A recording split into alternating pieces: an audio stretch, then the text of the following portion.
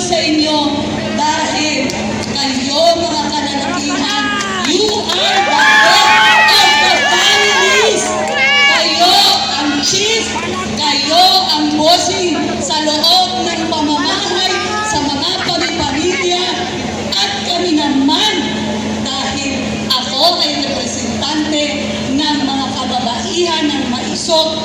Kami naman ang mga kababaihan na siyang gumagabay sa pamilya, sa mga anak nagpapalaki.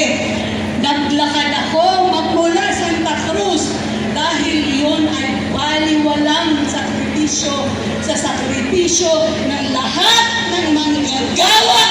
Dahil kung walang manggagawa, walang industriya, wala tayong lahat. So, palakpakan natin ang ating mga sarili dahil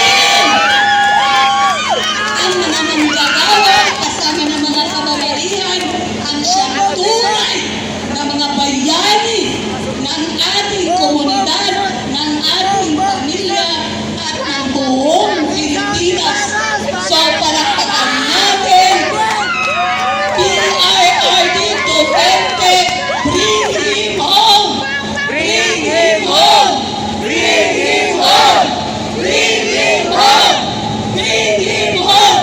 Dahil kung natatandaan ninyo, ang labor sector, ang mga OFWs, yan ay tunay na minamahal ng ating tunay na presidente ng Pilipinas, si PRRD President Rodrigo Roa Duterte, na ngayon ay ibinigay ang sarili para sa taong bayan at para sa Pilipinas. So, nang dahil medyo kapos na nga ang boses ni Mamo, tayo dito ay gumagawa ng sarili nating way, ang ating pamamaraan para makiusap sa ating administrasyon. Oo, alam kong galit na tayo, pero alam niyo ba na mayroong mas malakas na paraan kung paano natin ayusin ang tawag doon, transformation of this government. Alam niyo ba? Gusto niyo bang malaman? Itaas yung mga kamay kung gusto niyo malaman. Hindi ko nakikita yung banda dyan. Taas mga kamay. Sasamahin niyo ba ako? Alam niyo ba? I-Englishin ko lang kasi kulang-kulang ako sa Tagalog. Pasensya na. I love you guys! I love you guys! Alam niyo ba?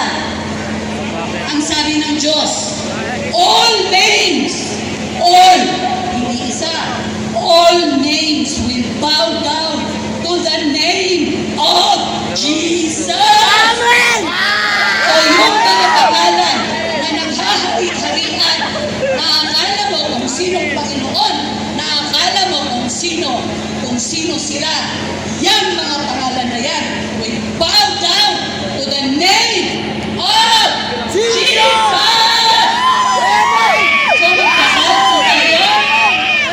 Samahan niyo po ako.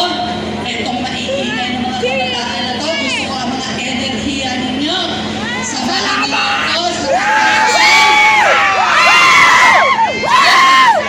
ilagay natin ang ating sarili in the presence of the Lord. Abba, Father, maraming salamat po dito sa mapayapang pagtitipon namin dito sa Enreto. Ang balak po sana namin ay makarating doon sa Mindiola para po marinig ang boses ng katauhan, representante ng mga labor sector, marinig nila kung ano man talaga ang mahalaga sa buhay ng may buhay. Kahit na ayaw nila tayo pakinggan, they have no choice, Lord, but they will listen because you will make them listen. Abba, Father, thank you for this beautiful day. May you bless each and everyone here and each family is represented them here, Lord. Thank you. Amen. Like you said in your words, all names will bow down to the name of Jesus, to the name of Jesus. Akala nila, Lord, maghahari-harihan sila sa harapan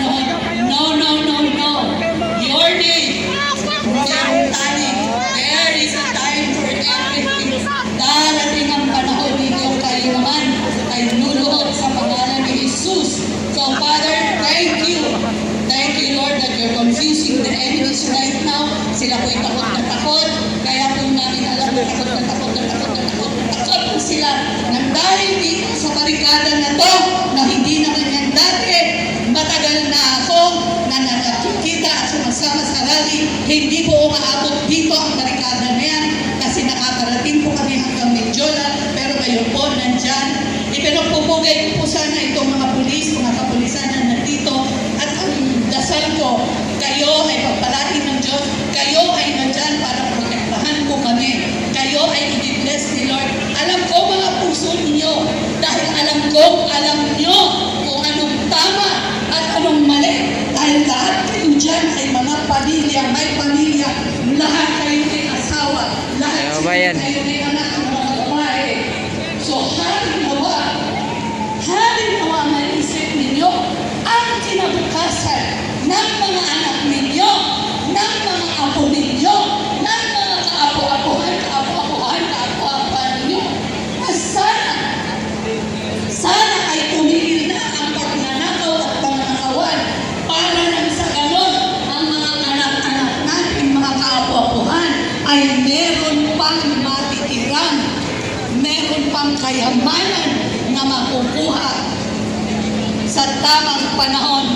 So Lord, thank you. May you bless us. May you hover your spirit all over us today and every day of our lives. Lord, your name be praised.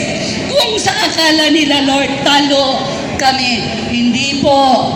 You will never know. Hindi nyo alam ang pamamaraan ng Panginoon. God is a God of many surprises. And God is a God of order. So God will order your life.